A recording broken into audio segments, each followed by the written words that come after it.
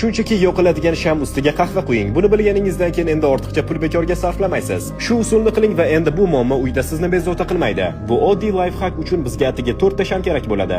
Ularni idishga soling, past olovda eritib oling. Ishonmaysiz, lekin men buni uyda qilish mumkinligini o'ylamagandim. Bu sirni bilganimdan so'ng juda ko'p tejaydigan bo'ldim. Shamlar to'liq erigach olovni o'chiramiz. Iplarni tashlamaymiz, keyin kerak bo'ladi.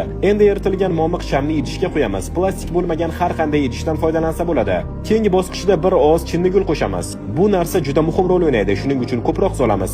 Endi qahva qo'shamiz. 1 choy qoshiq yetarli, yaxshilab aralashtiramiz. Bu usulni men qishloqda yashovchi amakimdan o'rganganman. Bu juda kuchli va ishonchli sir. Endi siz hech qachon supermarketda qimmat mahsulotlarga pul sarflamaysiz. Aralashma tayyor bo'lgach, boyagi ipni eslang. Endi o'shani olamiz. Tish cho'pi yordamida ipni markazga joylashtiramiz va mahkamlaymiz.